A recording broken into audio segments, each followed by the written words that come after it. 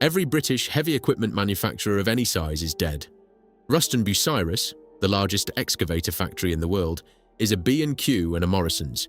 Coles Cranes, 3,000 workers, 1,000 cranes a year, is a stone plaque beside a bridge. Priestman, Hymack, Whitlock, Aveling Bamford, Ransoms and Rapier, Stothert and Pitt, bought by conglomerates, stripped by pension raiders, sold to foreign owners who walked away.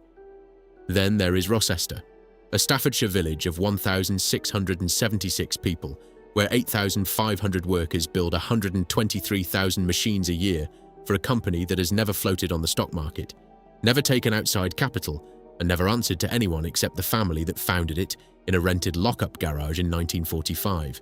£6.5 billion in revenue. The third largest construction equipment maker in the world by volume. The diggers are still painted yellow. This is the story of why one family's refusal to sell, to Lord Stokes, to the city, to the conglomerate logic that killed every competitor they had, saved the last great British machine builder. Not through one decision, through saying no again and again for 80 years. Chapter 1. The Graveyard. The story of JCB makes no sense unless you understand the graveyard first. It's a big graveyard. It stretches from Sunderland to Swindon, from Lincoln to Letchworth, from Hull to the valleys of South Wales. And what's buried in it isn't small. These weren't cottage workshops or family blacksmiths overtaken by the times. These were the largest construction equipment manufacturers in Europe. They employed tens of thousands of men. They built cranes and excavators and draglines and backhoe loaders that dug the foundations of motorways, cleared harbours on 5 continents, pulled gravel from every quarry between the Mendips and Mauritius. Every single one of them is dead. Start in Lincoln. Beaver Street. If you'd stood there in 1960, you'd have been looking at the largest excavator factory in the world, Ruston-Bucyrus. The works ran 900 metres along the road, nearly half a mile of factory frontage, 400 metres deep, 30 production bays, each one 150 metres long. Between 2,600 and 3,000 men worked there on day and night shifts. The gantry bridge over Beaver Street carried the company's name and a claim that was, at the time, literally true. RB, the largest excavator manufacturer in the world. The roots went deep. Joseph Ruston had bought into the Sheaf Iron Works in 1857. The firm built Britain's first steam excavator, the Dunbar and Ruston Steam Navvy, for the Manchester Ship Canal in the 1880s. A merger with Richard Hornsby of Grantham in 1918 produced Ruston and Hornsby, which entered the heavy excavator era in 1930 by forming a 50-50 joint venture with Bucyrus Erie of South Milwaukee, Wisconsin. The Americans brought the technology. They also, from the start, had operational control. That detail would matter later. Field Marshal Slim opened the Beaver Foundry in 1950, claimed at the time to be Europe's largest. The RB range of excavators, the 10RB, the 22RB, the 38RB, the 71RB, the 110RB, the 150RB, were the workhorses of post-war reconstruction across Europe and the developing world. During the Second World War, the same factory had built Cultivator No. 6, known as White Rabbit, Churchill's secret 90-foot, 130-ton trench cutting machine, designed for an offensive across the Western Front that never happened. 3,000 workers building a weapon so enormous it couldn't be hidden, for a plan so ambitious it couldn't be executed. Imagine working there in 1960. You'd walk through gates that opened onto a factory floor so long you couldn't see the far end. Overhead gantries carried 71 RB cranes, machines weighing 60 tons or more, sailing through the air above your head like ships in dry dock. The foundry alone occupied more floor space than most entire British factories. The noise was immense, the particular clanging and hissing of heavy engineering, the ring of steel on steel, the roar of the furnaces in the Beaver Foundry. And at the centre of it all, the thing that made it matter. Every machine that rolled out of those gates went somewhere in the world and dug something. Quarries in Cornwall, mines in Malaysia, infrastructure projects across Africa and the Middle East. Lincoln made the machines that moved the earth. The killing was slow and corporate. GEC under Arnold Weinstock had inherited the British half of the joint venture through its 1968 absorption of English Electric. Weinstock was an accountant, not an engineer. He looked at mining shovels during the early 1980s recession and saw a line item to be eliminated. In 1985, GEC sold its 50% to Bucyrus Erie. The workforce was already collapsing, from 3,000 toward 400. A management buyout under RB Lincoln Limited tried to carry on. It became RB International. In 1999, it went into receivership with about 50 staff left. The wreckage was bought by Anthony Langley of Langley Holdings in Retford, a man, sources noted, more interested in factory real estate than in machinery. Production at Lincoln formally ceased in January 2001. The American parent was meanwhile being eaten in turn. Bucyrus Erie filed Chapter 11 in 1994, restructured as Bucyrus International in 1997, swallowed Terex Mining in 2010, and was itself acquired by Caterpillar for $8.6 billion on the 8th of July 2011. Lincoln's century-old excavator inheritance ended up as a line item on the books of a Peoria-headquartered NYSE-listed conglomerate. Stand on Beaver Street today and you'll see a 19.5-acre wasteland. Part of it is now the Lincoln Science and Innovation Park, a University of Lincoln and Lincolnshire co-op joint venture from 2012. The £6.8 million Boole Technology Centre opened in 2016 around a single preserved electrical substation, one red brick relic surrounded by glass and steel laboratories. Where the East Machine Shop stood, there's a B&Q. Where the moulding shop was, there's a Morrison's and a petrol station. Planning permission has been granted for a 576-bed student accommodation scheme. 3,000 jobs. One brick box. Move east to Hull. Priestman Brothers. If Ruston-Bucyrus was the giant, Priestman was the pioneer. William Dent Priestman, a strict Quaker, funded by his cornmiller father from Leeds, founded the Holderness Foundry in 1870. In 1878, Priestman built the world's first dredging grab crane for the Hull Docks Company. Between 1888 and 1904, the firm developed the Priestman oil engine, one of the earliest internal combustion engines anywhere in the world. A fact that should, by rights, give Hull a place in the history of the motor age alongside Stuttgart and Detroit, though you won't find a plaque marking it. From the 1928 Cub Universal Excavator onward came the famous animal-named range: the lion, the tiger, the panther, the caribou, the mustang, names that now appear on eBay listings for rusted cast-iron nameplates sold to collectors for £20 or £30 apiece. Machines that once dug foundations across the Commonwealth, reduced to mantelpiece ornaments. By 1961, 1,000 men worked the Marfleet site on Hedon Road. By the 70s, closer to 1,500 spread across 63 acres, running from the city eastward toward the docks.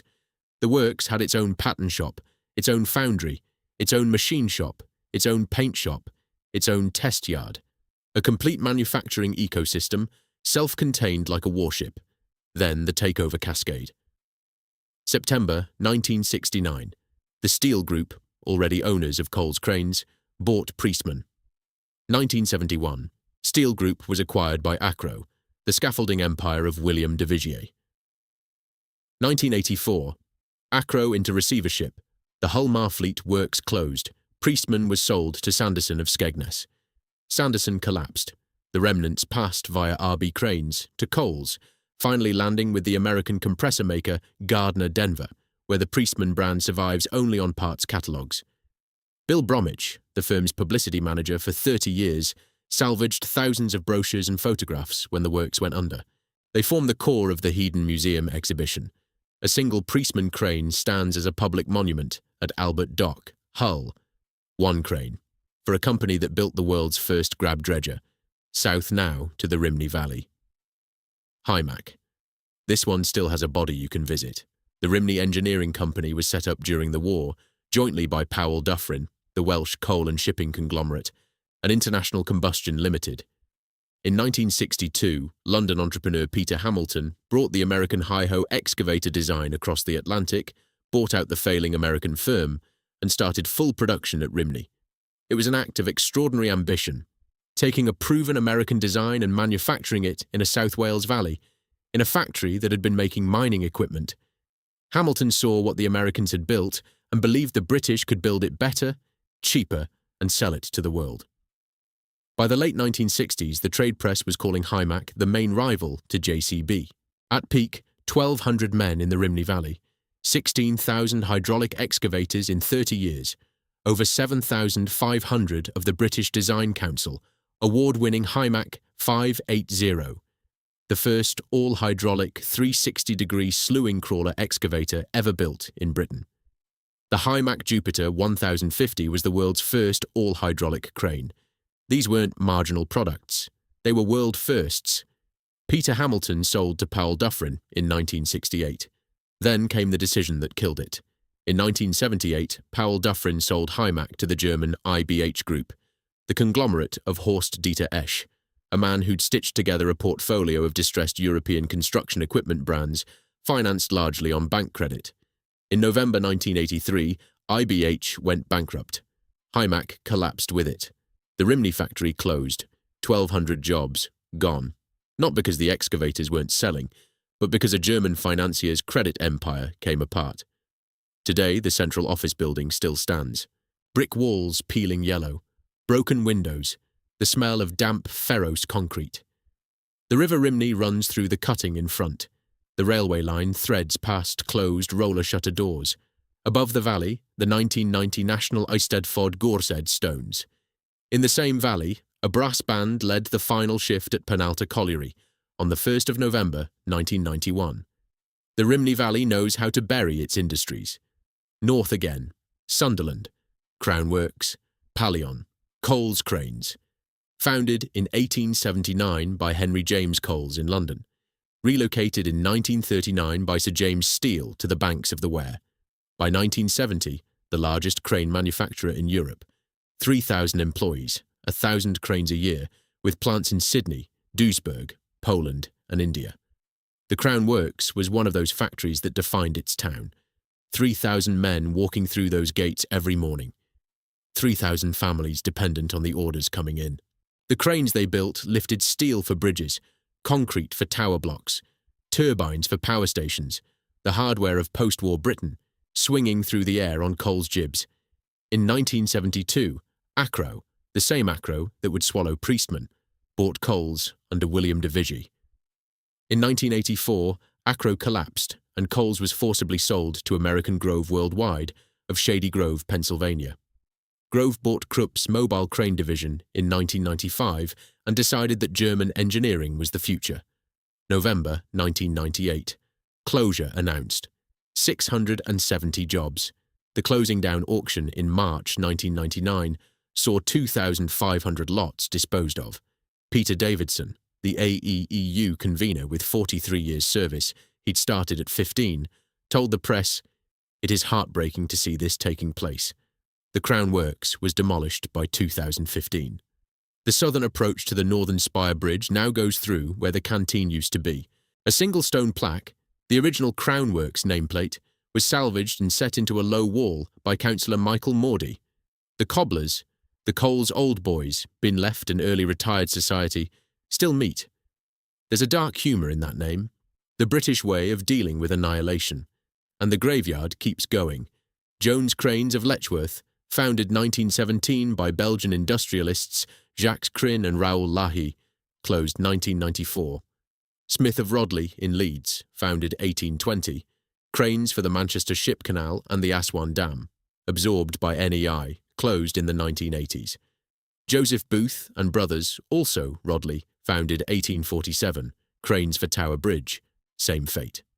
Stothert and Pitt of Bath, founded 1785, the firm that gave the world the level luffing crane, sold in 1986 to Robert Maxwell's Hollis Group.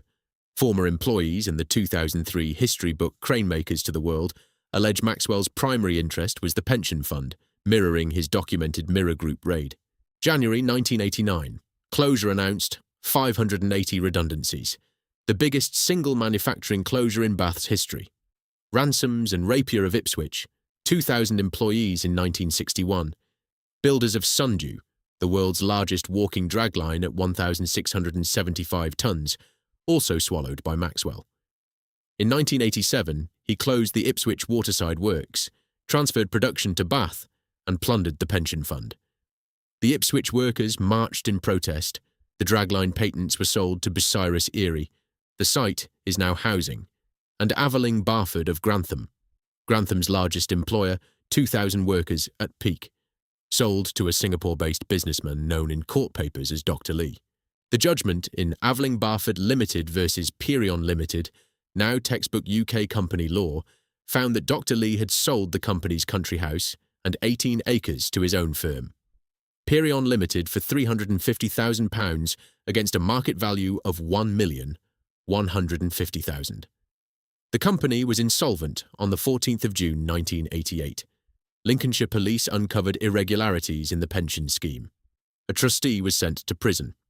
The Thorncliffe Works near Sheffield, where NCK, Newton, Chambers, Coring, had traced its lineage to 1789 and had been the single largest producer of Churchill tanks during the war, ended up as a business park beside the M1. Part of it is now occupied by a JCB dealership. No image in this story compresses the graveyard more efficiently than that, the survivor selling its machines from the corpse of the dead. And Whitlock Brothers of Great Yeldham in Essex, the firm that, in 1951, licensed the Dinkum Digger tractor-mounted hydraulic excavator loader, a machine that predated JCB's first Backhoe Loader by approximately 2 years.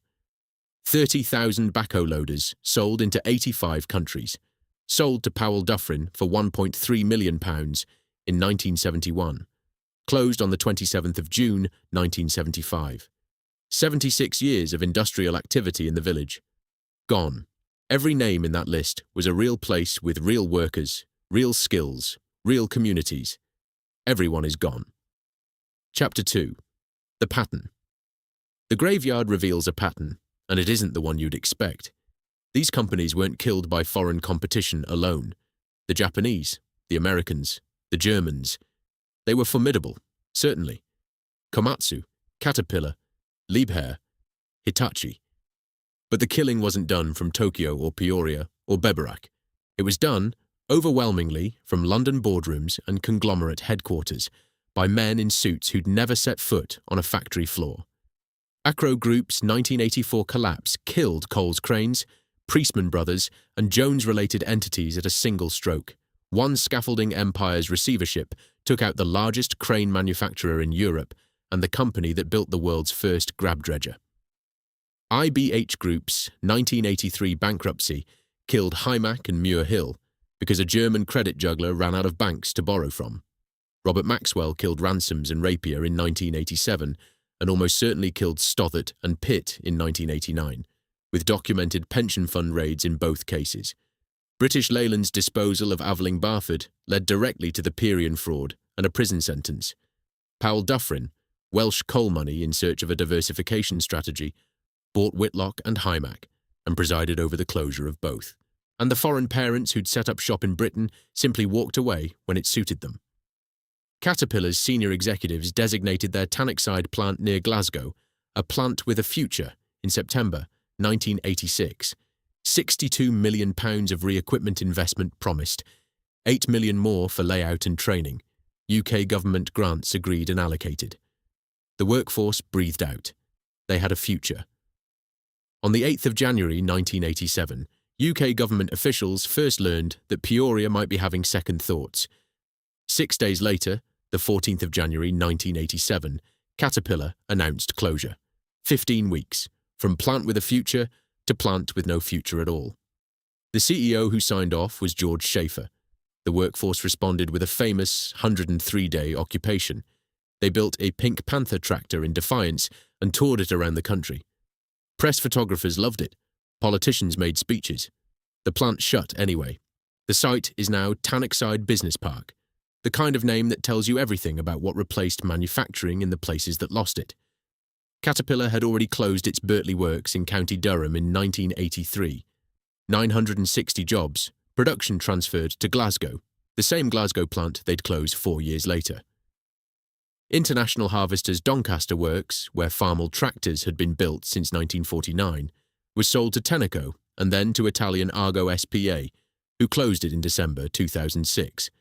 The last tractor, a McCormick CX, auctioned for charity, rolled off the line on the 14th of December 2007. 350 jobs, 60 years of tractor manufacture, gone because a boardroom in Fabrico, Reggio Emilia, decided Britain was too expensive. Massey Ferguson's industrial division, Backhoe Loader maker at Trafford Park and Knowsley, was spun off in 1992 as Firmec International, sold to Case in 1997, sold to Terex in 2001, and finally moved out of Manchester to Coventry in 2003, where the operation was eventually sold to French firm Mecalac. 70 years of the Massey Harris Ferguson manufacturing line in Britain terminated. The British construction equipment industry wasn't destroyed by better products from abroad. It was destroyed by a sequence of conglomerate buyers, financial, not engineering, who bought British firms as portfolio assets, milked them for cash, raided their pensions where they could, and walked away when the returns dipped. Public ownership and stock market listings made every one of them a target. Once acquired, the engineering ethos that had built them was traded against the next quarter's earnings. Every company in that graveyard grew large enough to be listed on a stock exchange or owned by a conglomerate. Everyone was bought, milked, dismembered, or fatally redirected to short-term shareholder logic. Every single one. Except one. Chapter 3. The Foundry Boy. Joseph Cyril Bamford was born on the 21st of June, 1916 in Uttoxeter, Staffordshire, a market town on the River Dove, 14 miles east of Stoke-on-Trent, in the heart of a county that has been making things since the first Staffordshire potters loaded kilns in the 17th century. The Bamfords had been making things in Uttoxeter for even longer. They were a recusant Roman Catholic family, an important distinction in English social history, because recusancy meant generations of quiet defiance against the established church, generations of keeping faith when the law said you shouldn't. It bred a particular stubbornness. Joseph would inherit every ounce of it. His great-grandfather, Henry Bamford, had set up an ironmonger's shop on Uttoxeter marketplace in 1845, financed by £495 from his father-in-law, Samuel Brassington, a local cooper. In 1871, Henry and his elder son, Samuel Brassington Bamford, opened the Leighton Ironworks on Pinfold Street. The firm, Henry Bamford and Sons, later Bamford's Limited, became famous worldwide for agricultural machinery. Balers, hay turners, hay wooflers, mangold cutters, stationary engines. By 1893, the works covered 10 acres and employed 400. By 1897, 20 acres and more than 500. At its 1961 peak, about 700 workers. This was the world Joseph Cyril Bamford was born into. Not poverty, not the back-to-back terraces of the Potteries or the colliery villages of Cannock Chase, but the solid, self-made provincial Catholic middle class. Engineering was the family trade the way farming is a family trade in the shires, something you were born to, trained in, and expected to continue. His father was Cyril Joseph Bamford. His mother was Dolores Alicia, née Turner. He was sent to St. John's School in Alton, then to Stonyhurst College in Lancashire, the Jesuit school that had educated his uncles and that has shaped a particular type of English Catholic conservatism for 4 centuries. Stonyhurst was where you sent your sons if you were Catholic and serious about discipline, rigour and self-reliance. It wasn't Eton, it wasn't Ampleforth, it was harder than both. The Jesuits taught you to think clearly, argue precisely, and never accept the first answer. Joseph absorbed all of it. After Stonyhurst, Joseph trained in engineering with Alfred Herbert Limited of Coventry, then the largest machine tool manufacturer in the United Kingdom, a firm whose precision lathes and grinding machines were in every serious workshop in the country. It was the best engineering apprenticeship in Britain. Joseph didn't just learn the theory, he learned what a properly made machine felt like, how tight a tolerance could be held, what quality meant when it was measured in thousandths of an inch. He rose to become the firm's representative in the Gold Coast, now Ghana, selling machine tools in West Africa, where the heat warped metal and the humidity rusted everything, and you learned very quickly that a machine had to be robust before it could be clever. He returned to England in the late 1930s to join the family firm, the prodigal son, back among the balers and the hay turners. It didn't last. In 1940 or 1941, he was called up by the Royal Air Force and seconded to the Ministry of Supply and the Ministry of Aircraft Production. He was sent back to West Africa to run a USAF staging post for aircraft being ferried across the Atlantic and Sahara to the Middle East. A logistics role, not a combat one, but it put him in charge of men, machines and supply chains at the age of 25. He learned how to make things work in conditions that weren't ideal. He learned how to improvise, and he learned, critically, that waiting for the perfect solution meant getting nothing done at all. When the war ended, he went not to Uttoxeter, but to Stafford, where he spent a year at English Electric developing electric welding equipment. That year, 1944 to 1945, wedged between wartime postings and peacetime uncertainty, would matter more than anything else in his professional life. Because Joe Bamford, in those 12 months at English Electric, learned to weld. Not just to weld competently, but to weld with precision, speed and confidence. Arc welding, the ability to join two pieces of steel into something stronger than either piece alone. It sounds simple. It isn't. It's a craft that takes years to master, and that separates the men who design machines from the men who can actually build them. Joe Bamford could do both. In 1945, he rejoined Henry Bamford and Sons. Within months, it was clear, as Berry Ritchie wrote in his independent obituary, he had become too much his own man to work for anyone but himself. His uncle Henry Bamford released him from the family firm. The words that accompanied the release, reportedly, were that Joseph had little future ahead of him. Little future. The split marked him. It festered. 20 years later, in 1967 or 1968, Joseph launched a takeover bid for Bamford's Limited, the company that had told him he had little future. The bid was rejected. The firm was sold to the Burgess Machinery Group instead. Bamford's Limited ceased trading in 1986. In 1989, JCB bought the disused Pinfold Street site. In 2008, a new 450,000 square foot JCB heavy products factory went up on the neighbouring Beamhurst site. And in 2009, the original Pinfold Street building, the Leighton Ironworks, the place where Henry Bamford had started with £495 in 1871, was symbolically demolished by a JCBJS 460 and a JS 220. The nephew's machines eating the uncle's factory. Anthony Bamford afterwards. This is the end of an era, because my family has been linked to this site since the 19th century, but this is also the start of a new and exciting era. The little future had arrived. Chapter 4. The Garage and the Sun. Tuesday, the 23rd of October, 1945. That morning, in a hospital somewhere in Staffordshire, Joseph Cyril Bamford's wife, Marjorie, gave birth to their eldest son, Anthony Paul Bamford. That same day, Joseph rented a 10-foot by 15-foot lock-up garage in Uttoxeter for 30 shillings a week and bought a second-hand prototype electric welder from English Electric for £2 and 10 shillings. The welder had been built by the same department where he'd spent his training year. He knew exactly what it could do. He was 29 years old. He had no employees, no capital beyond what he could scrape together, no premises beyond a rented garage the size of a large garden shed, no products, no customers, and no clear business plan. He had a welding set, a pile of war surplus scrap metal, and a newborn son. He later remarked, "Being presented with a son tended to concentrate the mind, and when you were starting at the bottom, there was only one way to go, and that was up." The first product was a two-wheeled all-steel farm tipping trailer. Every component came from scrap. The sides and floor were cut from steel sheet that had been part of air raid shelters. The wheels and tyres were salvaged from a Grumman Hellcat fighter aircraft. The hubs came from a small howitzer. The axles were Jeep war surplus. Joe Bamford welded the whole thing himself, the skill he'd learned at English Electric, the year the family firm didn't think would amount to much. He took the finished trailer to Uttoxeter Market and sold it for £45. The buyer's old horse-drawn farm cart was taken in part exchange. Bamford refurbished the cart and resold it for another £45.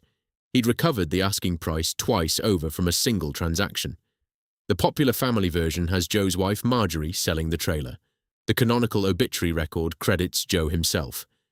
The truth may be that both made the rounds, talking up the trailer to farmers at market. The trailer and the original welder are both preserved at JCB's world headquarters in Rocester. They sit behind glass in the visitor centre, humble and improbable. A howitzer hub and a Hellcat wheel and a £2.10 welder, the foundation stones of a £6.5 billion company. For 2 years, he worked alone. 9 in the morning until 11 at night, every day. No weekends, no holidays. Arthur Harrison was the first full-time employee, recruited in 1947 as a foreman. Bill Hurst joined the same year, a tea boy, 14 years old, on a £1 a week wage. Hurst would work as welding foreman for 10 years, do national service in Kenya as a Royal Military Policeman, then return to JCB and rise to Service Director. He retired after a lifetime with the company and died in January 2020. One of those quiet industrial lives, 14-year-old T-boy to director, that only happens when a company stays in the same place long enough for a career to grow inside it. The progression of premises tells the story of a small empire being born. From 1945 to about 1947, the lock-up in Uttoxeter, plus extra production space in Eckersley's coal yard. In 1947, a stable block at Crakemarsh Hall, owned by a Mrs. Julia Cavendish, a survivor of the Titanic, which is the kind of detail you couldn't invent, to escape his Uttoxeter landlady's disapproval of Sunday working. Joe Bamford worked on Sundays. His landlady disapproved. He moved. The Sabbatarian instinct of a Staffordshire boarding house keeper is one of the smaller forces that shaped the geography of British manufacturing, but it's a force nonetheless. Then, in late 1950, came the move that defined everything. A disused milk and cheese factory in Rocester, 4 miles north of Uttoxeter, on a triangle of land where the rivers Churnet and Dove meet. The site was identified by Bill Hurst because it was nearer his home, allowing him, as he put it, to spend an extra 10 minutes in bed. A teenager's desire for a lie-in and a landlady's disapproval of Sunday work. Between them, they steered the largest surviving British construction equipment manufacturer to a village of 1,676 people in rural Staffordshire. The address would never change. Lakeside Works, Denstone Road, Rocester, ST145JP. The world headquarters of JCB. The cheese factory's loading bays became assembly bays. The cold rooms became stores. The dairy floor, designed to be hosed down and kept clean, turned out to be an excellent base for welding steel.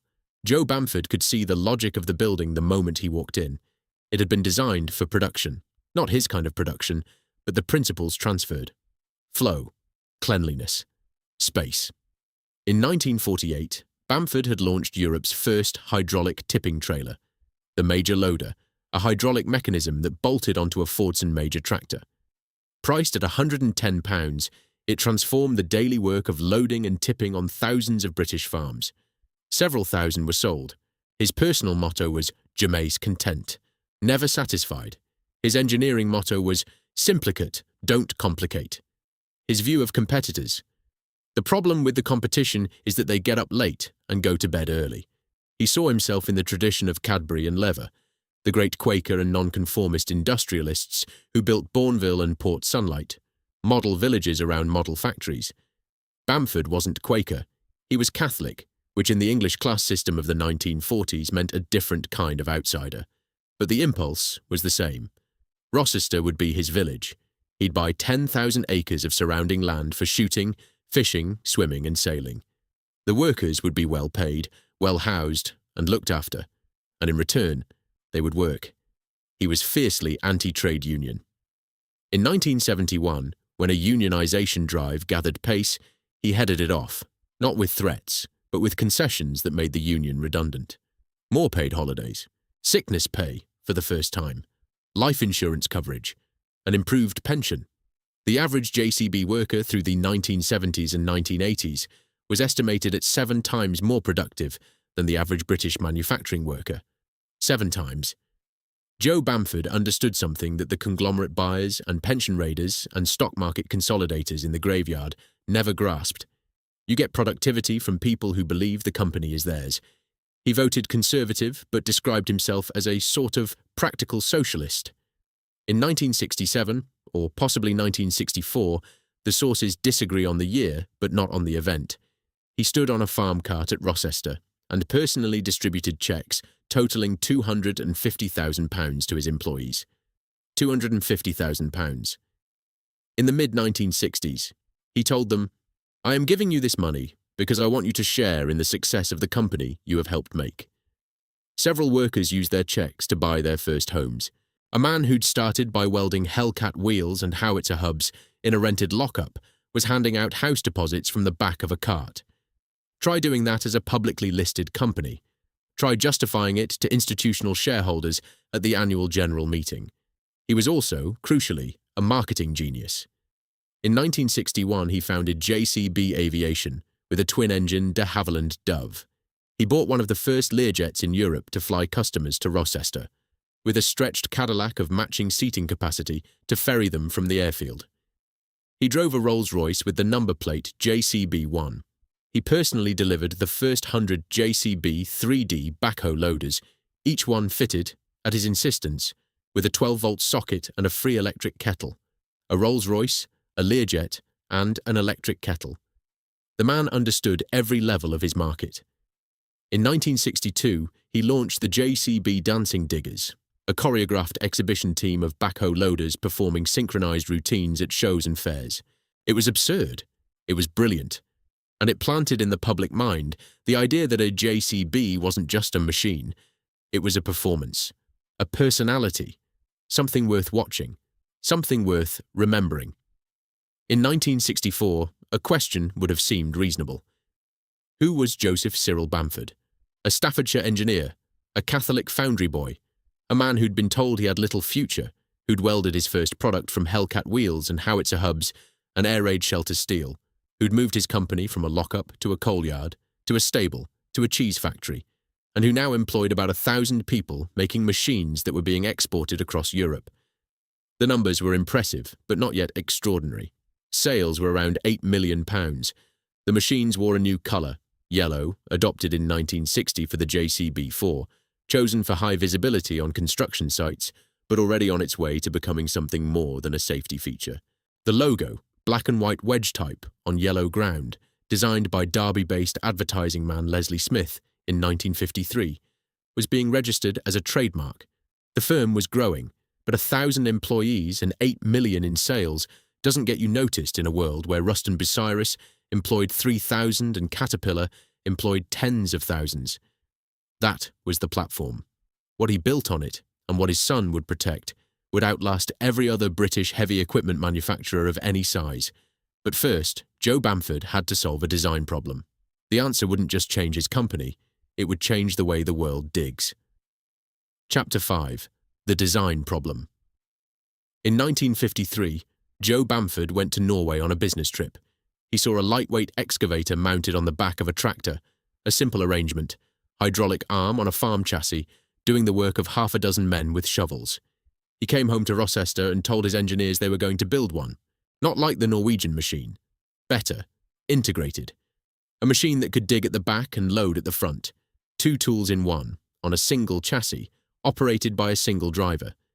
The idea seems obvious now. It wasn't obvious then.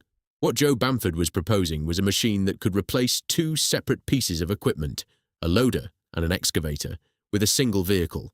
Half the capital cost, half the transport, half the operators, half the fuel.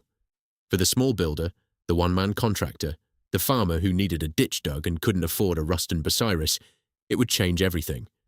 What he didn't know, or, if he knew, chose not to dwell on, was that the fundamental idea wasn't new. The world's first all-hydraulic backhoe with a swing frame had been invented in July 1947 in Hubbardston, Massachusetts, by Vino J. Holopainen and Roy E. Handy Jr., founders of the Wainroy Corporation.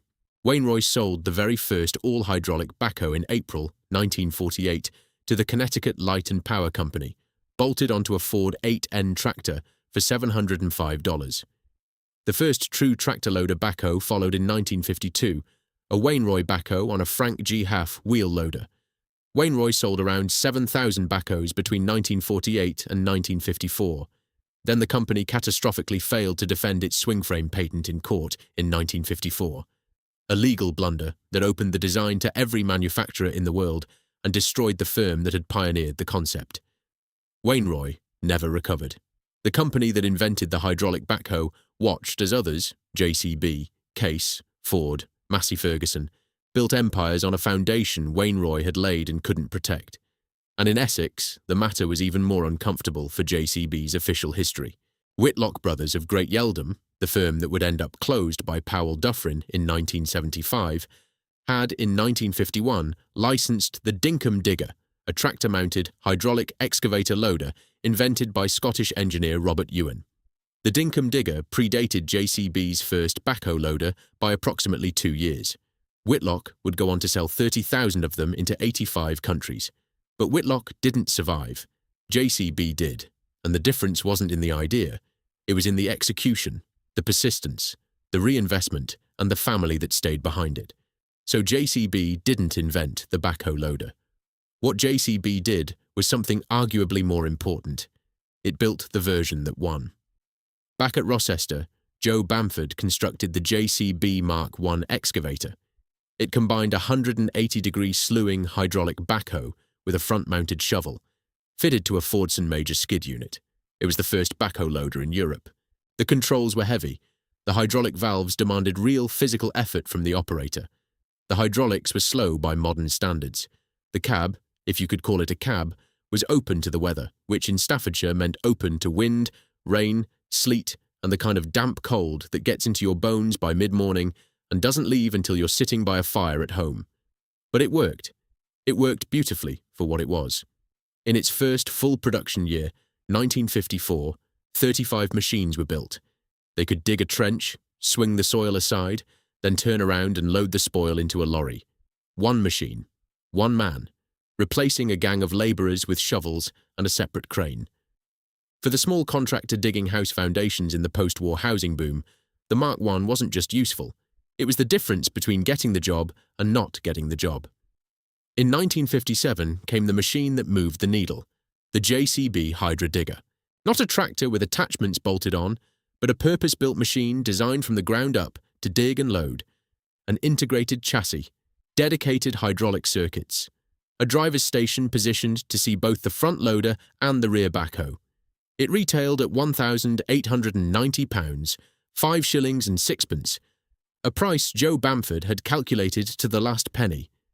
In the same year, J.Y. Case in the United States produced its Model 320, the first factory-integrated tractor-loader backhoe with a single manufacturer warranty. The Americans and the British arrived at the same answer in the same year from opposite sides of the Atlantic. Case had Racine, Wisconsin, and the resources of a Fortune 500 corporation. Bamford had a converted cheese factory in Staffordshire and 600 employees. The outcome should have been predictable. It wasn't. JCB so utterly dominated the global market from that point forward that JCB became the generic word for the machine. By March 2020, the company had built 750,000 backhoe loaders. By 2025, the number passed 1 million. The first 50,000 took 20 years. The second 50,000 came by 1985. The 500,000 was reached by 2012.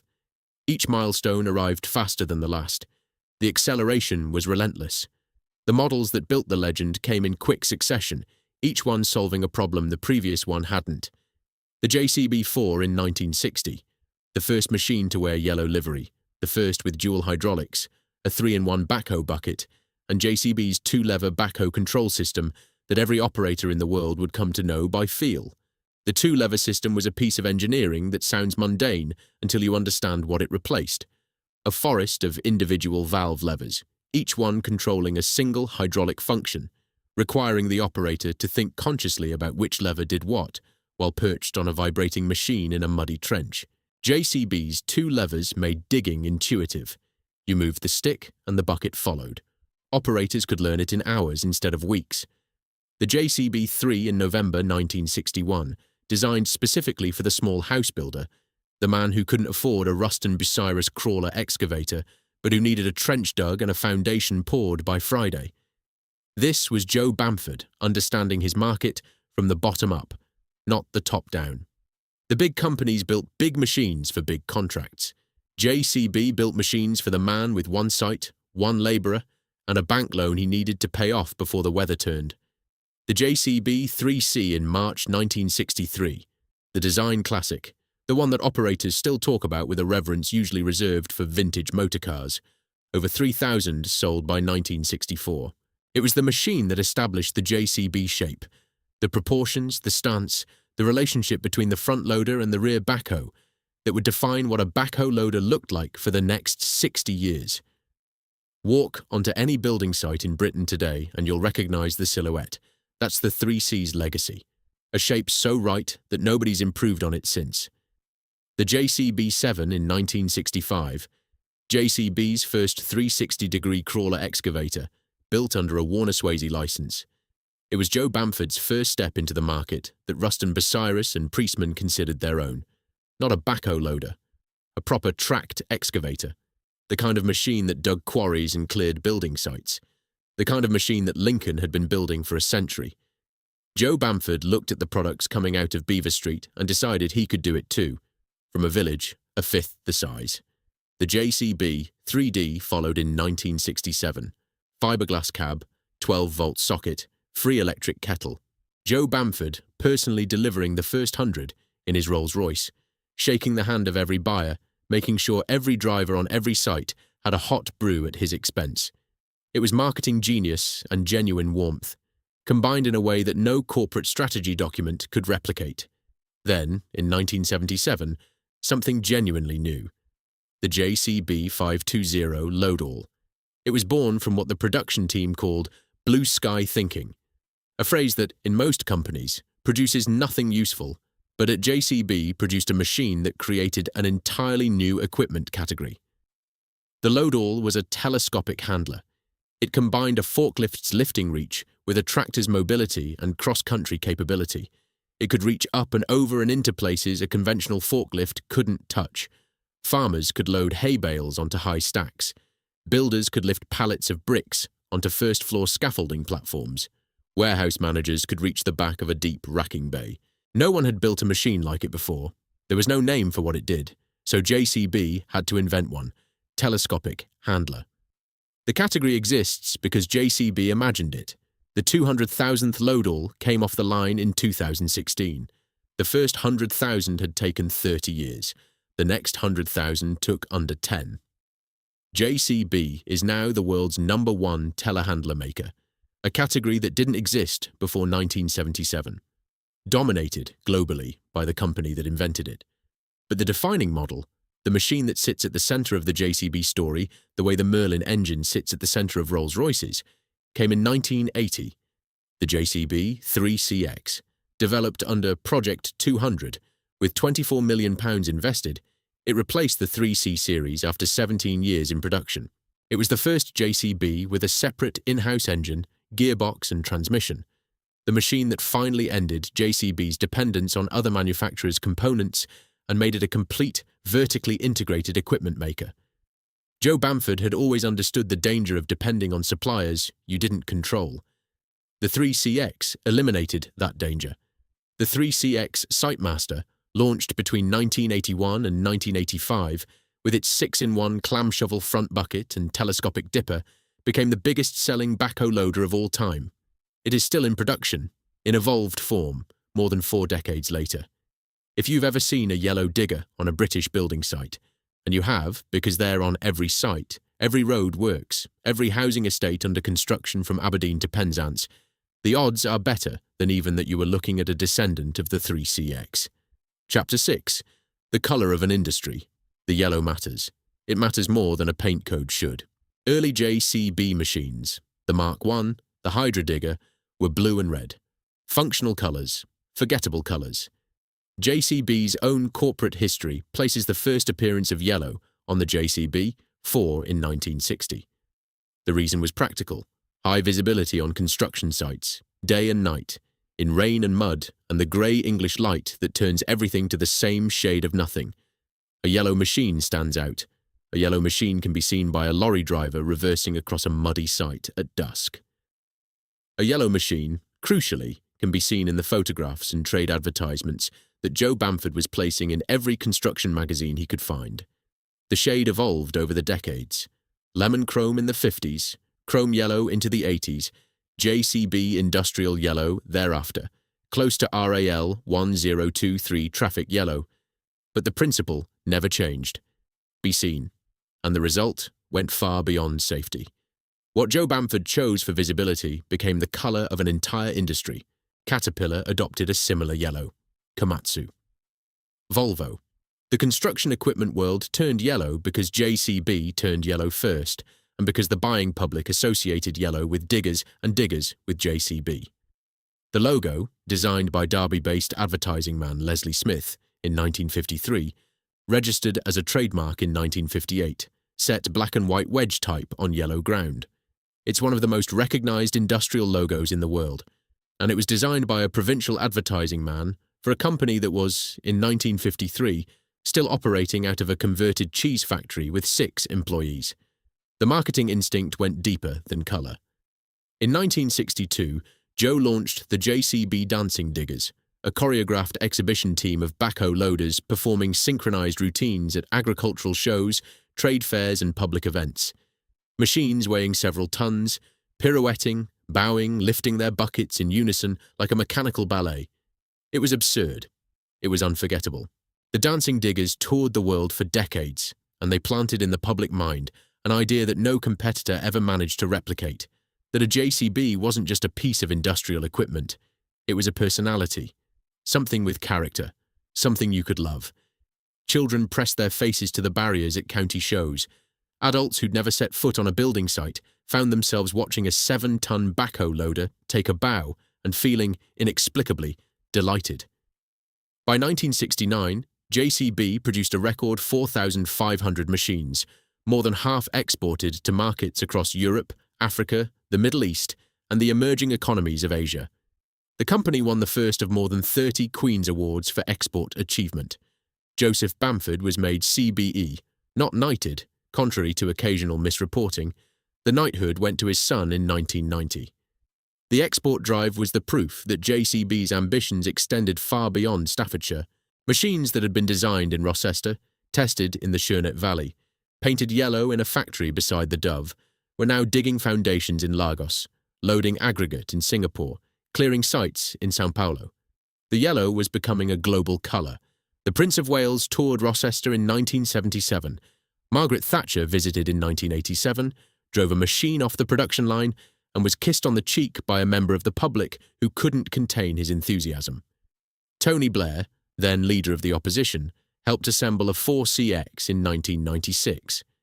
Prince William visited in 2009 for the production of the 750,000th machine. Every Prime Minister and heir to the throne for half a century made the pilgrimage to a village of 1,676 people in rural Staffordshire. That's not normal for a private company. That's the gravity of an institution. By 1986, JCB had been added to the Collins English Dictionary as an eponymous noun. The Oxford English Dictionary followed, defining JCB as a proprietary name for excavators and other earth-moving equipment. It joined Hoover, Kleenex and Biro in that tiny club of brand names that have become common words. The ultimate marketing achievement, because it means you've colonised the language itself. In British English, digger effectively means JCB. Children's toy lines from Britons, Joal, Siku and Bruder all licensed the name and the yellow. Marion Billet's My First JCB book series for under 3s is a consistent UK bestseller. Before a British child knows what a backhoe loader is, before they can spell excavator, they know the 3 letters and the colour. JCB had achieved something that no amount of advertising can buy. It had embedded itself in the culture at the level of childhood memory. Toy JCBs in sandpits, JCB lunchboxes, JCB pyjamas, JCB bedding sets. The brand had moved beyond industry and into domesticity, into the bedroom of every construction-obsessed toddler in the country, which is to say, the bedroom of roughly half the toddlers in the country. And through all of it, Joe Bamford was building something that went beyond products and profit margins and cultural penetration. He was building a company structure that couldn't be taken away, not by Acro, not by IBH, not by Maxwell, not by Caterpillar, not by anyone with a checkbook and a quarterly earnings target. In 1975, Joseph Cyril Bamford retired, aged 59, his farewell message to the workforce. Anthony faces the tough job of moving JCB forward through the next decades into a new century. This is a demanding task, but he has been well trained for it. There cannot be any limit to the successes. He left his wife Marjorie, set up home in Switzerland, with his secretary Jane Ellis, and continued, to the end, designing diesel engines, boats, and landscape gardens. The restlessness never left him. A man who'd started by welding at 9 in the morning and not stopping until 11 at night couldn't simply stop. He died on the 1st of March 2001 in a London clinic, aged 84. A widely repeated story has him dying in Monte Carlo. He had homes in Switzerland and Mallorca, but died in London. Flags flew at half-mast at JCB factories worldwide. The Financial Times described him as combining engineering genius and marketing flair. He'd started with a £2.10 welder and a rented lockup. He left behind a company turning over billions, employing thousands, exporting to 150 countries, and owned entirely, stubbornly, defiantly, by his family. Chapter 7. A Village That Built the World. Anthony Paul Bamford was born on the 23rd of October, 1945, the same day his father rented the garage and bought the welder. The coincidence is almost too neat. The company and the heir arrived on the same morning. He was educated at Ampleforth College, the Benedictine school in North Yorkshire, sometimes called the Catholic Eton, a harder, quieter version of public school than the Anglican establishments, shaped by monastic discipline and a Catholic sense of obligation. Then the University of Grenoble, where he learned French and, more importantly, learned to see Britain from the outside. Then a 3-year engineering apprenticeship at Massey Ferguson in France, learning, as it turned out, exactly how a publicly listed multinational construction equipment company operated, how its decisions were shaped by quarterly reporting, how its engineering was bent to the demands of analysts in Toronto and London, and storing up every lesson about what not to do. He joined the JCB shop floor at Rocester on the 24th of February 1964, aged 18. He was given no special treatment and expected none. He led the European export drive from the late 1960s, establishing offices and dealer networks across the continent. He set up JCB in Paris in 1972. When his father retired in 1975, Anthony became chairman and managing director at the age of 30. He was knighted in 1990, made an honorary fellow of the Royal Academy of Engineering in 2014, elevated to a life peerage in October 2013 as Baron Bamford of Daylesford and of Wootton. In 2008, he became only the second Briton, after his father, inducted into the American Equipment Manufacturers Hall of Fame. Martin van der Weyer of The Spectator, visiting Rocester in 2013, described him as small and soft-mannered, boyish for his age. His office decorated with JCB-themed art and yellow toy diggers. A quiet man running a loud industry, a man whose personal manner gave no indication of the scale of what he controlled. What Anthony built at Rocester is unlike anything else in British manufacturing. Drive off the A50, turn down Denstone Road, and the village appears first. A single street, one church, the Red Lion pub, a medieval site where a Roman fort once stood, and an Augustinian abbey was founded in 1141. Then turn past the entrance and a different country opens up. The Lakeside Works, on the site of that 1950 cheese factory, is the visual signature of JCB's survival. 3 lakes, the largest dug out by JCB machines in 1968 as a conservation feature, reflect the long, low, pale-slabbed factory buildings in the morning light. Mist rises off the water at dawn. Wildfowl settle on the surface. A public footpath rings the main lake. 3 estate workers maintain the grounds and the birds. It looks more like a country estate than a factory. That's deliberate. Sculptures dot the campus like landmarks on a private estate. The Fossa by Walenti Peitel, installed in 1979. A 36-ton, 45-foot-high stainless steel bird, assembled entirely from JCB parts, rising from the verge like a mechanical phoenix, the largest steel sculpture in Europe at its installation. Bird Group by Peter Haig, 1981. Startled Horse and Opus by Mark Delph, 1990 and 1992. These aren't corporate art, token gestures in a reception area. They're landscape features, visible for hundreds of yards, set against the Staffordshire sky, declaring that this is a place where industry and beauty aren't opposites. Martin van der Weyer called it the beating heart of what's left of industrial England. It wasn't hyperbole. The main load-all line at Lakeside employs around 800 people alone. A machine rolls off every few minutes, paint still wet, ready to be crated and shipped to one of 150 countries. The canteen serves only Daylesford produce from Lord Bamford's organic farm, a detail that tells you everything about the culture. Workers in high-vis jackets eating organic chicken. Around Rocester, the factories multiplied across the decades like villages around a cathedral town. JCB Compact Products at Cheadle opened 1999, building mini and midi excavators from 0.9 to 10 tons, including the 19C-1E electric mini. The 100,000th compact machine was built there in 2016. JCB Land Power, also Cheadle, fast-track high-speed tractor production since 1991. JCB Heavy Products at Beamhurst, a £40 million, 450,000 square foot plant, opened in 2008, the only factory in the United Kingdom building tracked and wheeled excavators from 7 to 46 tons, capacity 8,000 machines a year. Built directly across from the historic Pinfold Street Bamford site, the uncle's factory, demolished by the nephew's machines. JCB Cab Systems, also Beamhurst, £50 million, 350,000 square feet, capacity for 100,000 cabs a year, opened in 2021 with fully automated paint lines and robotic welding. The JCB World Parts Centre, 400,000 square feet, more than 200 staff, dispatching over 4,000 orders per day worldwide, 95% of parts available anywhere on Earth within 24 hours. And then, in September 2010, something that no other construction equipment company in the world has attempted, the JCB Academy, opened in Sir Richard Arkwright's restored 1781 Tutbury Cotton Mill in Rochester, the very building where the factory system that powered the Industrial Revolution was born. It became the first university technical college in the United Kingdom and the model for the entire UTC programme.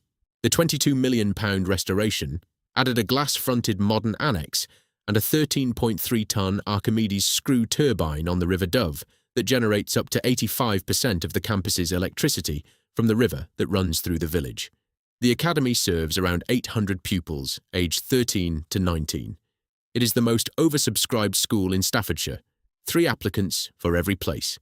Around 500 alumni now work at JCB, Rolls-Royce, Toyota, Bentley, Jaguar Land Rover and National Grid, an 18th century cotton mill restored by a construction equipment company, powered by a river turbine, training the next generation of British engineers. If you wanted a single image to set against the graveyard in Chapter 1, against the B&Q on Beaver Street and the Morrisons where the moulding shop used to be, this would be it. The footprints stretched far beyond Staffordshire. JCB Power Systems at Foston in Derbyshire, the first new diesel engine production line in Britain in 60 years, opened in 2004, from 3 engines a day and 20 employees to roughly 500 engines a day and over 400 workers. Its 1 millionth engine was produced in 2024. More than 70% of all JCB equipment now runs on Foston-built engines. JCB Transmissions at Wrexham in North Wales opened 1978, 2 plants totalling 450,000 square feet. 400 employees, 2 millionth powertrain produced May 2015. And beyond Britain, JCB India, operating since 1979 across 5 plants, with the Balabgar plant near Delhi, the world's largest Backhoe Loader factory, and the Pune Design Centre employing over 400 engineers. JCB North America at Savannah, Georgia, since 2000, with a new $500 million plant in San Antonio, Texas, breaking ground in June 2024. Plants in Sorocaba, Brazil, and Pudong, Shanghai. 22 factories on 4 continents. 11 of those factories sit in the United Kingdom.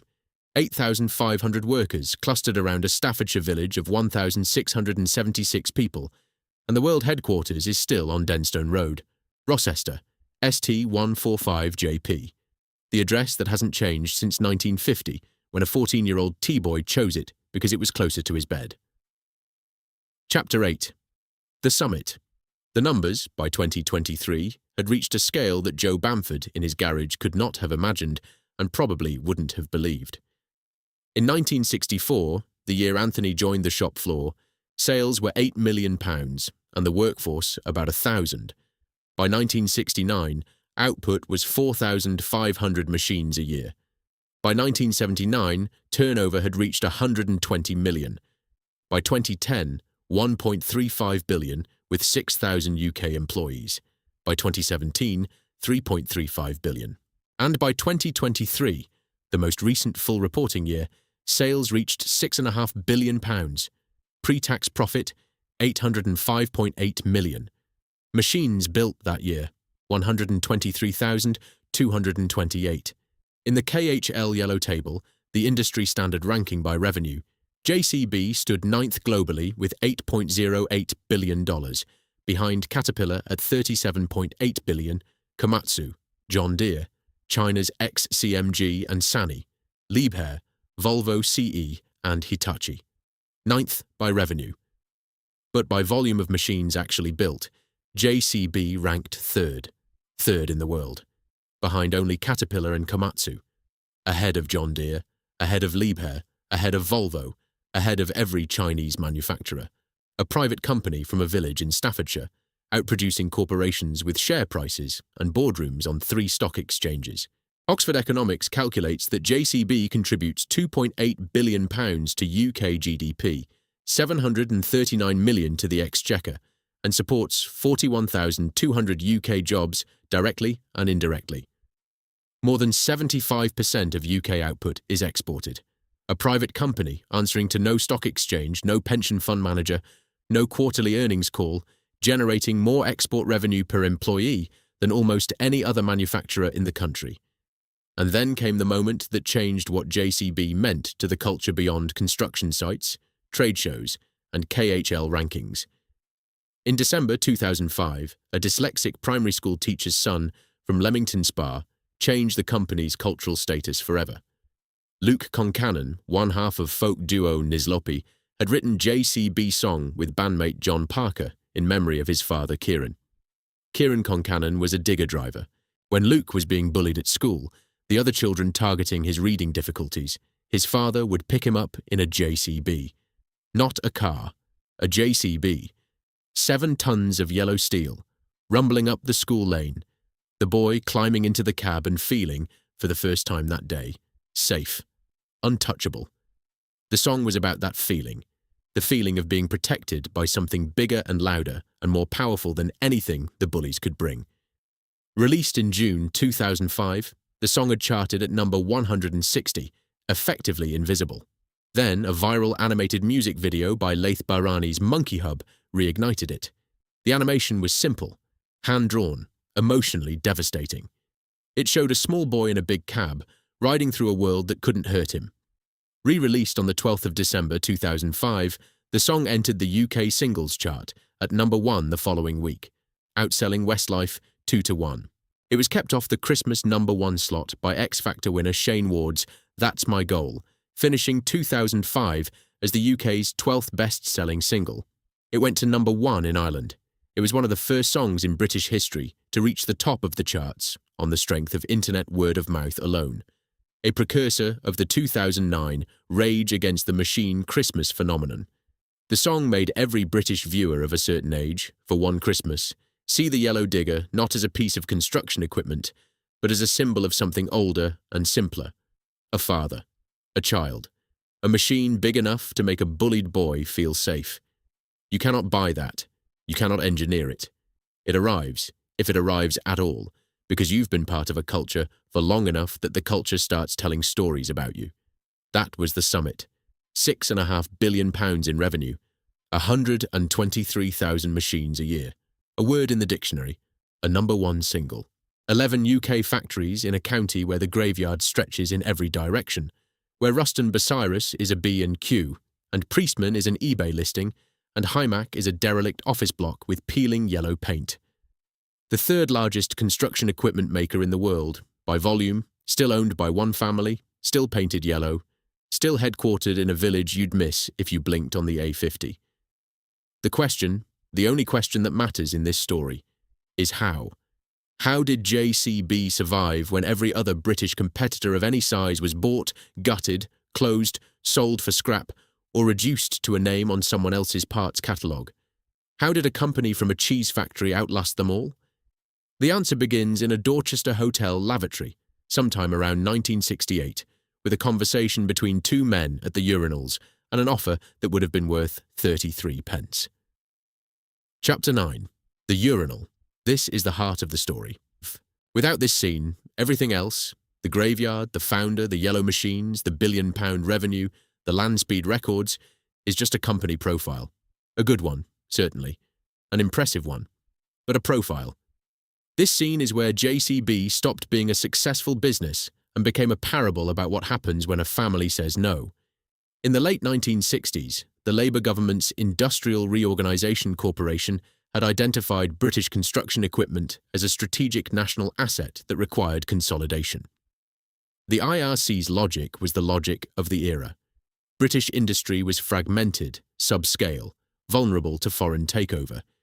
If the government could broker mergers among the leading firms, Ruston-Bucyrus, Coles, Priestman, Hymack, Whitlock, JCB, the resulting conglomerate would have the scale to compete with Caterpillar, Komatsu, and the Americans.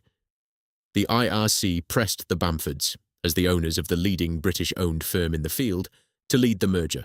The deal was straightforward. JCB would surrender its private company status.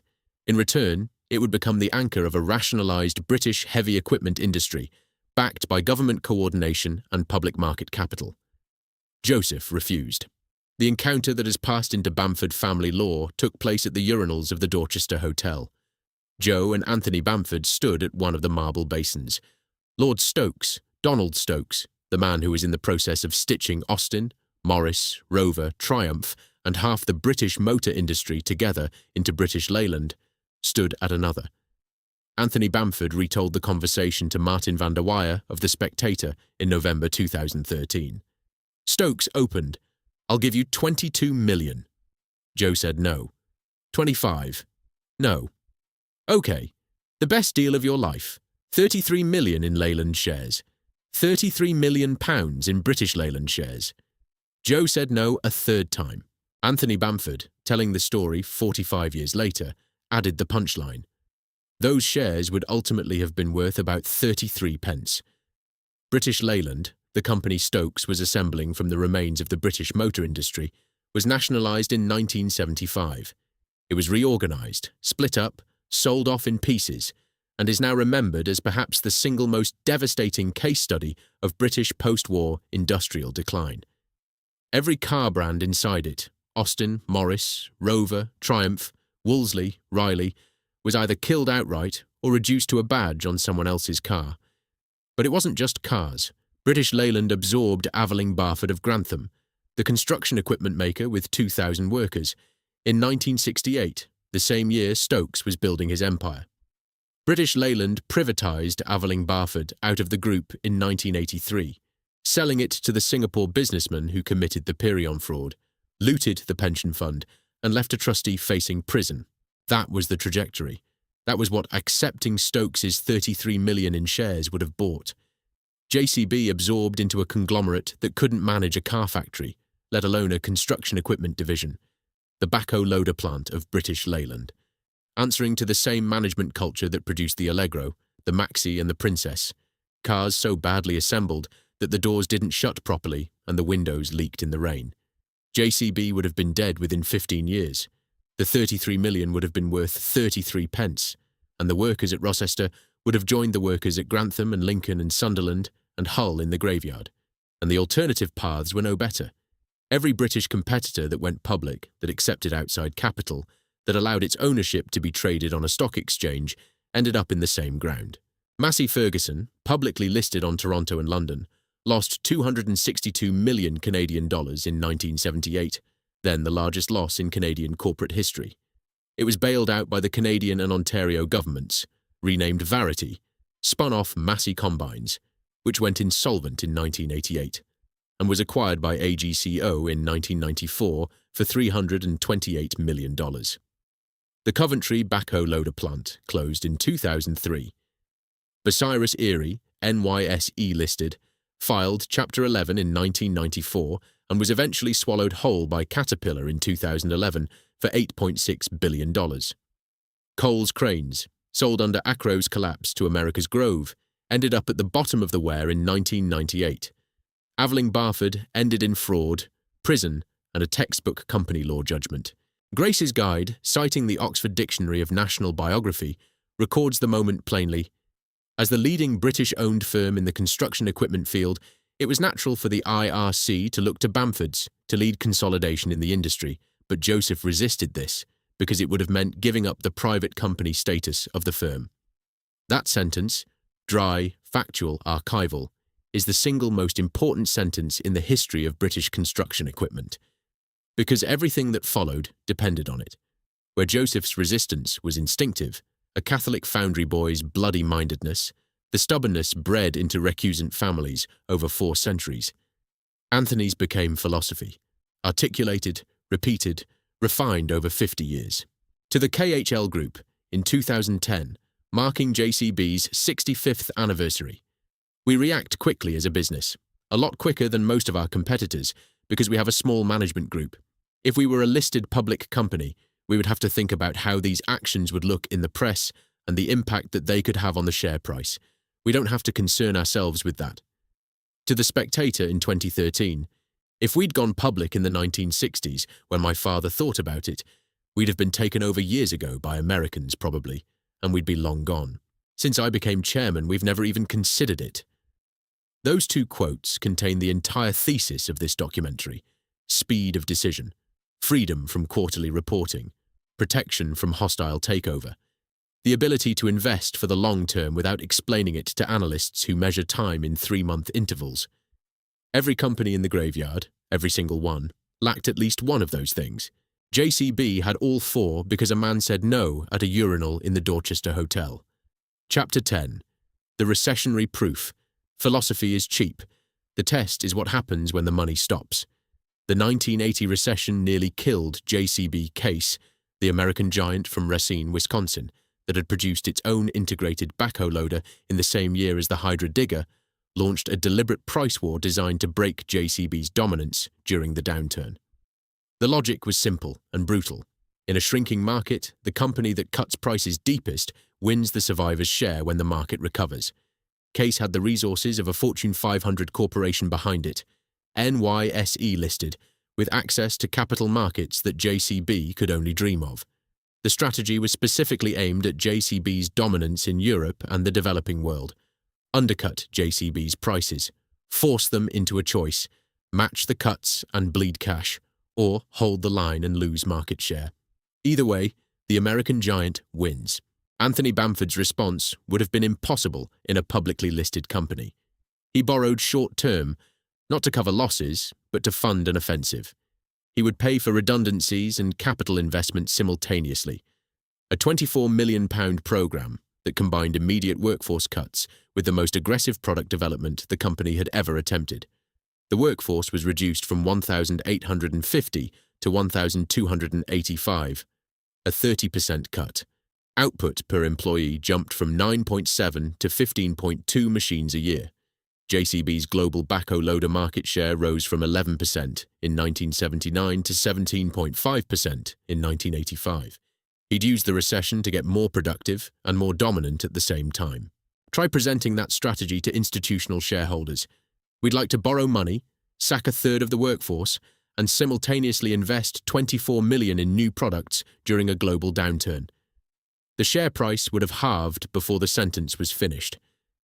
In 1982, JCB launched its first mini excavator in direct response to Japanese competition. Kubota and Yanmar were flooding the compact end of the market with machines that were lighter, cheaper, and better suited to the small sites and narrow streets of urban construction. The mini excavator was a bet that took years to pay off, years during which any quarterly earnings call would have demanded an explanation for the drag on profitability. No outside equity was raised. The 1990 recession hit harder. Sales volumes collapsed from 20,000 units in 1988 to 9,000 in 1992, more than halved in 4 years. Pre-tax profits fell from £50 million to £9 million. The construction industry across Europe was in free fall. House building stopped. Infrastructure projects were cancelled or delayed. The machines that JCB built, the backhoe loaders, the excavators, the telehandlers, were the machines that construction companies stopped buying first, because a machine you don't buy is a cost you don't carry, and when there's no work on the books, there's no need for new equipment. For a public company, a profit collapse of that magnitude, 82%, would have meant a board coup, a forced rights issue, a hostile takeover, or all three. Institutional shareholders don't tolerate 82% profit declines. They sell. The share price craters. The vultures arrive. That was the mechanism that killed half the companies in the graveyard. For JCB, it meant Anthony Bamford doing what his father would have done, cutting costs while investing in the future. The logic sounds contradictory. It isn't. Cutting costs frees up the cash. Investing it in new products ensures that when the recovery comes, you're not offering the same machines your competitors are. You're offering better ones. The fast-track, high-speed tractor, £12 million in development, Anthony Bamford's personal vision from that 1984 holiday, was launched into a recession in 1990. Unveiled at the Royal Smithfield Show while the construction industry was hemorrhaging orders. The timing seemed insane. It was brilliant. Because when the recovery came, JCB had a product no one else could offer, the world's first high-speed agricultural tractor with full suspension, and every competitor was still catching up. The 3CX was simultaneously redesigned at a cost of $25 million. The robot skid-steer loader followed in 1993. 3 major product launches during the worst downturn the construction industry had seen in a decade. No outside equity raised. No shares issued. No explanations owed to anyone except the family. Then came October 2008. The global financial crisis. Construction markets froze worldwide. Credit dried up. Developers who'd been buying JCB machines on finance couldn't get the loans approved. Dealers who'd been ordering stock for delivery in the new year cancelled their orders. The pipeline emptied. Order books that had been full 6 months earlier were suddenly showing nothing. JCB's workforce stood at around 7,000 in the UK. On an October morning, at plants across Staffordshire and Derbyshire and Wrexham, 2,500 GMB union members voted. The proposal was stark. Accept a 4-day, 34-hour week, a permanent pay cut of roughly £50 a week, in exchange for the company agreeing to save 350 jobs that would otherwise be made redundant immediately. The alternative was a full 5-day week for some, and the dole for 350 others. It was the kind of vote that exposes what solidarity actually means when it costs you money. The result, more than 2 to 1 in favour. Workers accepted the pay cut to save their colleagues' jobs.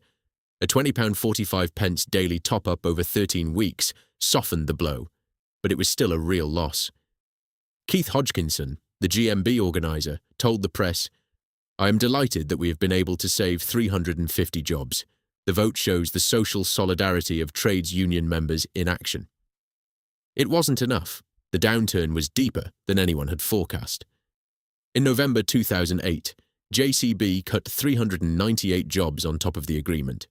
By March 2009, more than 1,500 workers had been made redundant across the group. CEO Matthew Taylor, "Our products are used mostly in the construction sector, which has been badly affected by the global credit crisis. 1,500 families in Staffordshire, Derbyshire and North Wales adjusting to life without a JCB wage packet. The wage packet that, in these communities, was often the best-paying manufacturing job within driving distance. But the model worked. The staggered approach, reduced hours first, then targeted cuts, then gradual recovery, preserved the core skills that had taken decades to accumulate and that couldn't be rebuilt by placing an advert in the Uttoxeter Post and Times. A publicly listed company facing the same collapse would have been forced by its shareholders into immediate, deep, indiscriminate cuts to protect the quarter's earnings statement and the share price. The analysts would have demanded it. The fund managers would have sold if they didn't get it.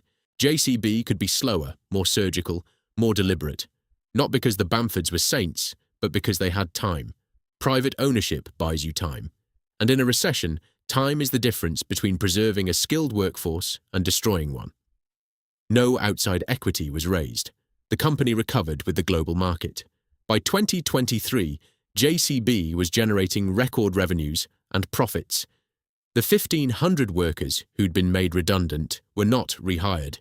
You can't undo a redundancy. But the workforce rebuilt through new hiring as orders returned. The pattern held.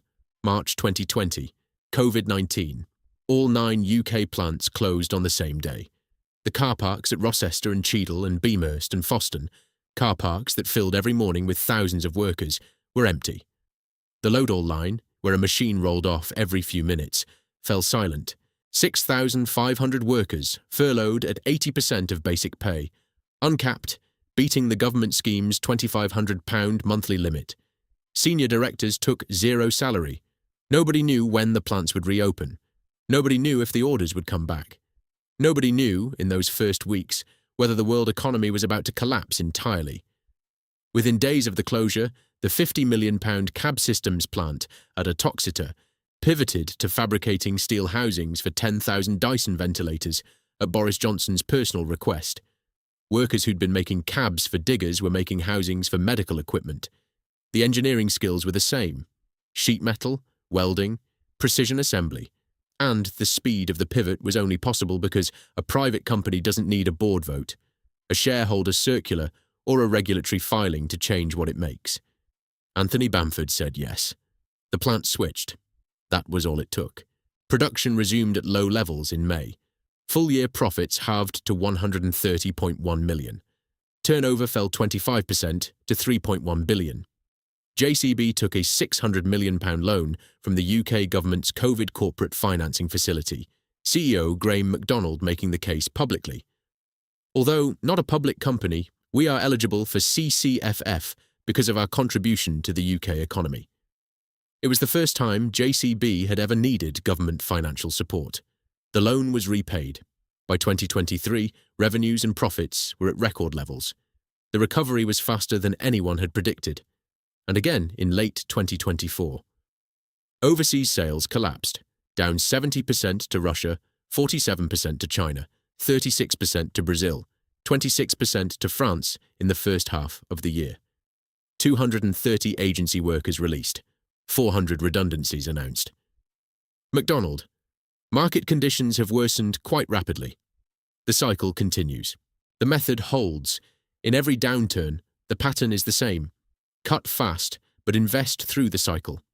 Absorb the pain early so you don't have to absorb it later. Protect the skills you can't rebuild: the experienced welders, the hydraulic engineers, the test rig operators, the men and women whose knowledge of how a JCB is assembled exists in their hands and their muscle memory, not in a manual. Launch products during the downturn that your competitors, hamstrung by their shareholders, their boards, their quarterly analyst calls, their obligations to institutional investors who measure success in 3-month intervals, can't afford to develop. Emerge from the recession stronger, leaner, and more dominant than when you went in. It is the simplest industrial strategy in the world. It requires only one thing that most companies don't have: the freedom to make decisions without asking permission from people who don't build machines. Chapter 11. The Salt Flats and the Tractor. The Bamfords don't just invest through downturns. They invest in things that no rational public company would touch, and they do it for reasons that would make a city analyst reach for the smelling salts. In 2004, JCB began producing the JCB 444 diesel engine at the new Foston plant. Their longtime engine supplier, Perkins of Peterborough, had been bought by Caterpillar, which meant that JCB's most important competitor now controlled one of JCB's most critical components. The threat was existential. If Caterpillar chose to restrict supply or raise prices or deprioritize JCB's orders, the entire production line could stall. Anthony Bamford's response was characteristic: build your own. The initial investment, £80 million, was funded entirely from reinvested profits. No borrowing, no equity, no partners. By 2024, Foston had produced its 1 millionth engine and powered more than 70% of JCB's machines. The company that had started by welding trailers from Hellcat wheels was now designing, casting, machining, and assembling its own diesel engines. Vertical integration as survival strategy. 2 years after the first engines rolled off the line, the chairman decided he wanted the world to notice what JCB's engine division could do. Tim Burnhope, then JCB's chief innovation officer, recalled, "No one expected JCB to do this, and I think the chairman saw it as an inspiring way to promote our entry into engine manufacture. The result was the JCB Diesel Max, a land speed record streamliner 9 meters long, built around 2 JCB 444 LSR diesel engines, each tuned to 750 brake horsepower, 5 times the standard production output. The highest specific power diesel engines, 150 horsepower per litre, ever fitted to a car. To put that in context, the standard JCB 444 engine, the one fitted to backhoe loaders and load-alls on building sites across the world, produces about 150 brake horsepower. Each Dieselmax engine produced 5 times that, from the same basic block. The engineering was done by Ricardo plc of Shoreham-by-Sea, the firm founded in 1915 that has worked on everything from the Merlin engine that powered the Spitfire to modern Formula One power units. Ricardo's involvement meant that the project had the same caliber of engineering that went into the engines at Le Mans and Silverstone. The aerodynamics came from Ron Ayres, the man behind Thrust SSC, the car that broke the sound barrier on the Black Rock Desert in 1997. Project director, Dr. Tim Leverton. Mentor, Richard Noble, the former land speed record holder. And in the driver's seat, Wing Commander Andy Green OBE, the only man in history to drive a car through the sound barrier, and now asked to drive a diesel-powered streamliner built by a digger company from Staffordshire as fast as it would go across the Bonneville salt flats. On the 22nd of August 2006, in the white glare of the Utah salt, Green set the FIA diesel land speed record at 328.767 miles per hour. The following day, with the car push-started by a JCB fast-track tractor, which is itself a detail no screenwriter would dare invent, he hit a peak of 365.779 miles per hour and averaged 350.092 miles per hour over a measured mile, 563.418 kilometers per hour. The record still stands, 2 decades later. No one has come close. The car was running in only 5th of its 6 gears, meaning it had more to give, had the salt not run out. It achieved roughly 11 miles per gallon, which, for a vehicle travelling at 350 miles per hour, is extraordinary economy. It is now displayed at the British Motor Museum at Gaydon, between a brace of Jaguars and a row of Aston Martins, a yellow streamliner built by a digger company from Staffordshire, holding a world record that nobody has come close to beating. JCB won the Royal Automobile Club's Dewar Trophy for the Dieselmax, one of 3 Dewar trophies the company has won this century. The fast track was an equally improbable bet.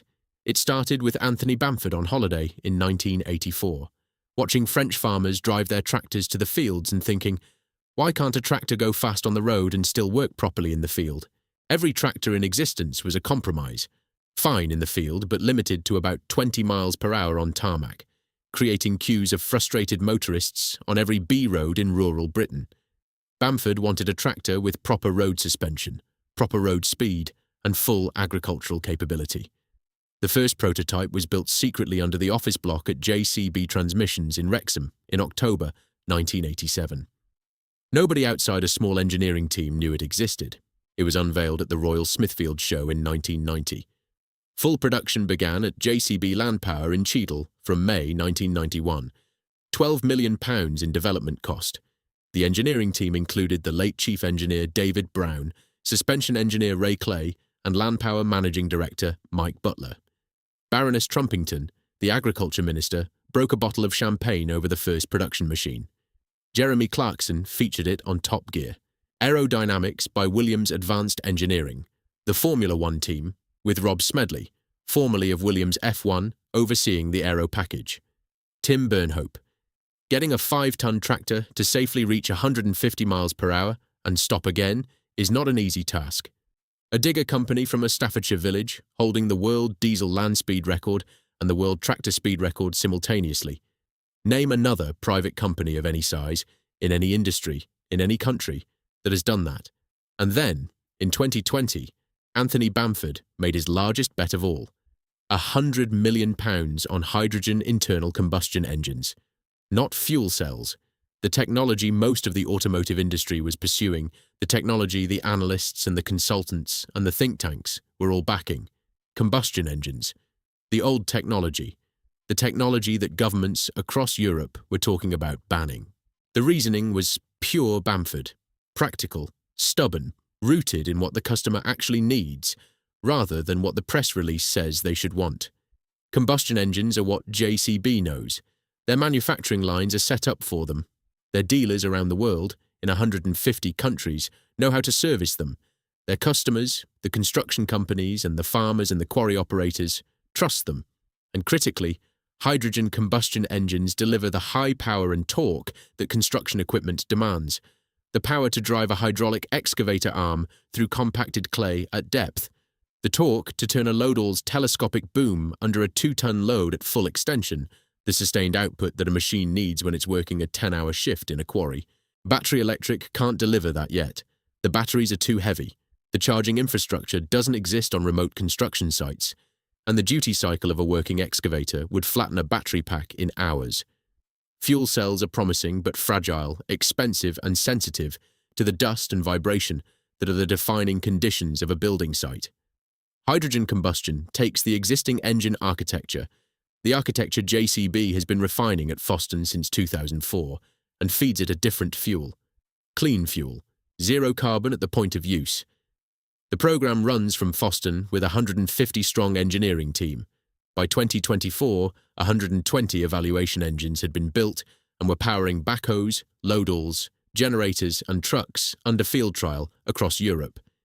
In April 2024, the UK government approved hydrogen-powered construction equipment for UK roads. In January 2025, the Netherlands RDW issued the first commercial type approval certification. 11 European licensing authorities followed within weeks: the UK, Germany, France, Spain, Belgium, Poland, Finland, Switzerland, Liechtenstein among them. In 2025 and 2026, JCB became the first construction original equipment manufacturer in the world to achieve full EU type approval for a hydrogen internal combustion engine. Anthony Bamford. It was not so long ago that some said it was game over for the internal combustion engine in Europe. In March 2026, Dawson Group, the UK's largest equipment rental firm, bought the world's first hydrogen-powered JCB generator for commercial deployment. £100 million on a technology the rest of the industry dismissed or deferred. No shareholder vote required. No analyst presentation. No quarterly earnings drag to explain to fund managers who measure time in 90-day intervals. Just a family deciding that this was the right bet, making it with their own money and backing it until the regulators caught up. Chapter 12. The Family and the Fortune. The Bamford family today is one of the wealthiest in Britain. £9.45 billion in the 2025 Sunday Times Rich List, 15th in the United Kingdom. The fortune is the inevitable consequence of 80 years of profitable retention. When you never float, never take private equity, never issue shares, and reinvest nearly everything, the compound effect across 8 decades produces a number with a great many zeros after it. It is not a fortune built on financial engineering or asset stripping or leveraged buyouts. It is a fortune built on making things, yellow things, heavy things, things that dig and lift and load, and selling them to 150 countries, year after year, decade after decade. The financial mechanics are straightforward to the point of being unfashionable. JCB has never floated, never taken private equity, never taken venture capital. Its primary funding source is reinvested profit. Banking relationships are conventional, long-term, German house bank in style, the kind of patient, relationship-based lending that British banks used to offer before the city decided that everything had to be securitized, tranched, and sold to investors who'd never visited a factory floor. Dividends to the Bamford family, £300 million in 2023, a record £866 million in 2024, are taken only after capital expenditure is funded. The business eats first, the family eats second. That order has never changed in 80 years. It is the opposite of the model that killed the companies in the graveyard, where conglomerate owners and pension fund raiders ate first, and the business, if there was anything left, ate whatever remained. Group ownership runs through Transmissions and Engineering Netherlands BV, ultimately controlled by Bamford family interests, with Bermudan family trusts, and a Swiss-incorporated JCB Group Holdings SARL. The structure has not gone unscrutinized. HMRC has investigated alleged aggressive tax avoidance, and JCB Research Limited, an unlimited company holding only 2 shares, both owned by Anthony Bamford, has received hundreds of millions of pounds from the JCB Group over the past 2 decades and has been one of the largest single donors to the Conservative Party. The political donations are substantial and documented. Over £14 million to the Conservative Party since 2001, 100,000 to Vote Leave in 2016, JCB's resignation from the CBY in October 2016 over its Remain stance, a Daylesford wedding party for Boris Johnson in July 2022, 200,000 to Reform UK in 2025. These are the contested dimensions of a fortune built outside the discipline of public markets. But the engineering survives, and the family is evolving. Lady Carol Bamford, born Carol Witt in Nottingham in April 1946, married Anthony in June 1974. She converted the family farms at Wootton in Staffordshire and Daylesford in Gloucestershire to organic farming in 1976, decades before organic became fashionable. Daylesford Organic opened its first farm shop in 2002. The operation now has 4 London locations, a pub called the Wild Rabbit, a cookery school, the Bamford Wellness Spa, and Chateau Léoube in Provence. The Daylesford restaurant won an inaugural Green Michelin star in 2021. Carol Bamford has built, parallel to JCB, her own empire, one rooted in the same Staffordshire soil but selling a very different product to a very different market. The next generation has begun to define itself on its own terms. Joseph, Joe, Cyril Edward Bamford, born December 1977, ran JCB Compact Products before leaving in 2018 or 2019. His departure was quiet but significant. Instead of remaining inside the family business, he went out and built his own. He founded Rise Hydrogen and, in October 2019, rescued Wrightbus of Ballymena from administration, the Northern Irish bus manufacturer that had been building buses since 1946. Under Joe Bamford's ownership, Wrightbus rebuilt to 900 employees and produced the world's first hydrogen double-decker bus. In 2025, he was made CBE for services to clean hydrogen. The pattern is unmistakable. The grandson of a man who welded trailers from scrap metal is building hydrogen buses from scratch. Different industry, same instinct. George Bamford runs Bamford Watch Department in Mayfair, the Bamford London watch brand, and Bamford Grooming Department. Luxury goods, a world away from diggers, but carrying the same family obsession with engineering and detail. Alice Bamford is involved in Daylesford and other family interests. She turned the first sod at the new San Antonio plant in June 2024. Anthony's brother Mark Bamford holds half the equity stake, but Anthony has operational control. The succession question, the question that every family business must eventually answer, is unresolved. Anthony, in the 2010 KHL interview, was explicit. There are a number of large privately owned companies around the world where the family concerned has no connection with running the business. It could easily be the case with JCB. Day-to-day operations have long been in the hands of non-family CEO Graham MacDonald. Senior leadership includes Tim Burnhope as Group Director of Special Projects, Mark Turner as Chief Operating Officer, and a cadre of professional managers who run the plants, the engineering, and the global sales network. The family provides the ownership, the long-term vision, and the freedom from quarterly thinking. The professionals provide the execution. It is a model that has worked for 80 years. Whether it works for the next 80 depends on whether the next generation, or the generation after, produces someone with Joe Bamford's stubbornness and Anthony's strategic clarity, or whether the family eventually steps back and lets the professionals have the wheel entirely. Either way, the company stays private. That much has been settled since a conversation at the urinals of the Dorchester Hotel. Chapter 13. What the Diggers Tell Us. Stand at the southern approach to the Northern Spire Bridge in Sunderland. Look east. A single stone plaque, set into a low wall, is all that remains of Coles Cranes. 3,000 men once walked through those gates. Stand at Beaver Street in Lincoln.